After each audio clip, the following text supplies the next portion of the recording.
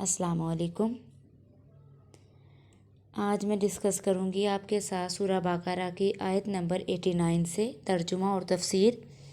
تو سب سے پہلے میں اپنی آیت نمبر 89 اوپن کر لیں اپنے قرآن پاک پہ۔ جی آپ بھی اپنا قرآن پاک اور ایک نوٹ بک اور پینسل لے کے بیٹھا کریں تاکہ ترجمہ اور جو ہے آپ تفسیر نوٹ کرتے جائیں، اس طرح آپ کے لیے زیادہ ایزی ہو جائے گا، کیونکہ میں بھی اپنے جو ہے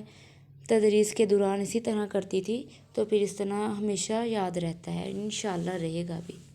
تو اس طرح آپ بھی کریں۔ تو اگر آپ کو کچھ بھی مشکل لگے تو آپ پوچھ لیا کریں کمنٹ میں، جو کمنٹ باکس ہے وہاں پہ پوچھ لیا کریں۔ اور جو بھی سسٹر یا جو بھی ہاؤس وائف جو ہے، اگر وہ میرے سے پرسنل بھی یہ قرآن پاک کا ترجمہ و تفسیر سیکھنا چاہتی ہے تو وہ مجھے بتا دے، تو انشاءاللہ میں وہ بھی پڑھا دوں گی۔ چلیں اب ہم اپنی آیت نمبر جو ہے 89 ہم نے اوپن کر لی ہے۔ لاسٹ والی جو 2 لائنیں ہیں وہاں سے ہماری سٹارٹ ہو رہی ہے، تو ہم اس کا ترجمہ اور تفسیر اب سٹارٹ کرتے ہیں۔ اعوذ باللہ من الشیطان الرجیم، بسم اللہ الرحمن الرحیم۔ ولما، اور جب جاءہم، پہنچی ان کے پاس، کتاب من عند اللہ، اللہ کے پاس سے،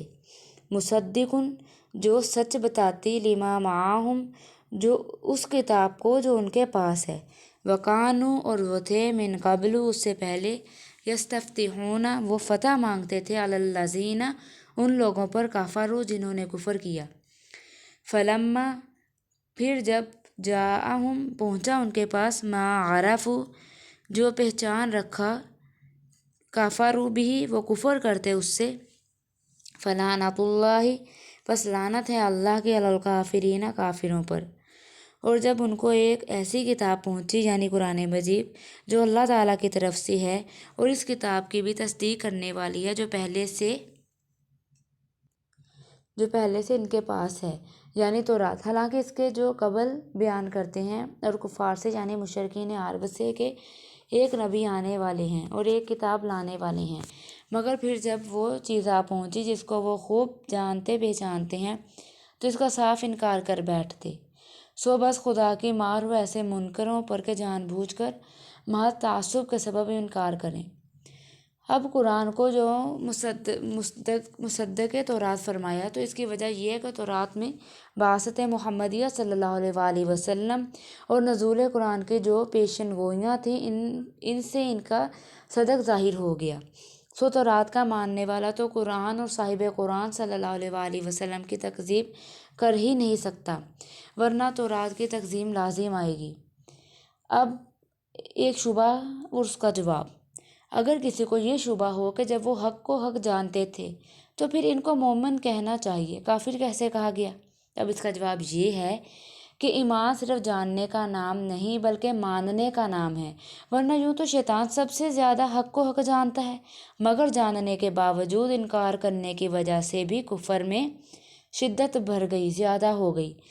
اس لیے اگلی آیت میں ان کے کفر کی وجہ سے ان کا عناد بتلایا گیا ہے۔ چنانچہ ارشاد ہوتا ہے،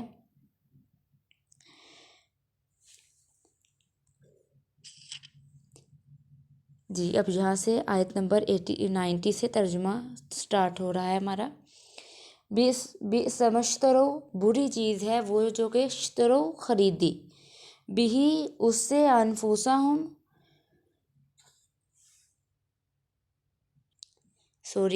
خریدی نہیں، بیچا۔ بئس مشترو، بری چیز ہے وہ جو کہ انہوں نے بیچا، بھی، اس سے، انفسہم، اپنے نفس کو، ان یکفروا، یہ کہ وہ انکار کریں، منکر ہو جائیں، بما، اس سے، وہ جو کہ انزل اللہ، جو اتارا ہے اللہ نے، بغین، ان کی ضد پر، ان ینزل اللہ، یہ کہ اتارے اللہ، من فضلہ، اپنے فضل سے، اللہ، اس پر، من یشاء، جس پر چاہے، من عبادہ، اپنے بندوں سے۔ فباؤ، سو کما لائیں، بغضب، علی غضب، غصے پر غصہ، وللکافرین اور کافروں کے لیے عذاب مہین، عذاب ہے ذلت والا۔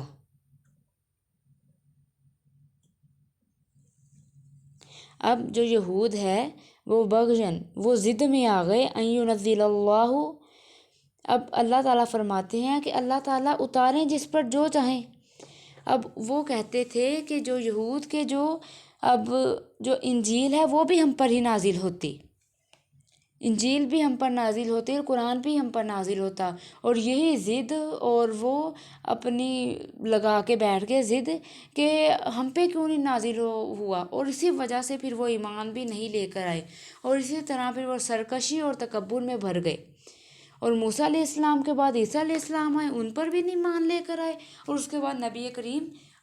آخری نبی جو ہمارے خاتم الانبیاء علیہ الصلاۃ والسلام جو حضرت محمد صلی اللہ علیہ وآلہ وسلم آئے، اور ان پر بھی وہ ایمان لے کر نہیں آئے۔ اب وہ حالت بہت ہی بری ہے جس کو اختیار کر کے وہ اپنی جانوں کو عقوبت آخر سے چھڑانا چاہتے ہیں، کہ وہ آخرت میں جو ہے اپنی جان کو چھڑانا چاہتے ہیں، اور وہ حالت یہ ہے کہ کفر انکار کرتے ہیں ایسی چیز کا جو اللہ تعالیٰ نے ایک سچے پیغمبر پر نازل فرمائی، یعنی قرآن۔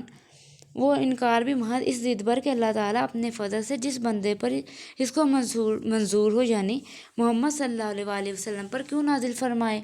سو اس جسد بالائے کفر سے وہ لوگ غضب بالائے غضب سے مستحق ہو گئے، اور آخرت میں ان کفر کرنے والوں کو ایسی سزا ہوگی جس میں تکلیف کے علاوہ ذلت بھی ہوگی۔ اب ایک غضب کفر پر اور دوسرا حسد پر، یوں تو غضب پر غضب ان پر ہوا، اللہ تعالیٰ ان پر غصے سے غصہ ہوئے، ایک تو انہوں نے کفر کیا اور دوسرا یہ حسد میں آ گئے، جلنے لگ گئے۔ اب عذاب کے ساتھ ان کے مہین کی کیسے بتانا یہ مقصود ہے کہ یہ عذاب جو ہے کفار کے ساتھ خاص ہے، کیونکہ گناہ گار مومن کو عذاب اس کو پاک کرنے کے لیے ہوگا، اس کو ذلت کے لیے نہیں۔ اب جو آگے کی آیت ہے جو ان کا قول نقل کیا ہے، اس سے ان کا کفر ثابت ہوتا ہے، اور حسد بھی جو ہے وہ بھی ظاہر ہوتا ہے۔ چلیں اب یہاں پہ ہماری ترجمہ اور تفسیر کمپلیٹ ہو گئی ان آیت کی، کہ اس میں بتایا گیا ہے جو یہود نے کفر کیا اور انہوں نے سرکشی پر اتر آئے کہ جو انجیل اور قرآن ہے ہم پر نازل کیوں نہیں ہوا، اور ہم میں سے نبی کیوں نہیں آیا۔ چلیں، صدق اللہ العظیم۔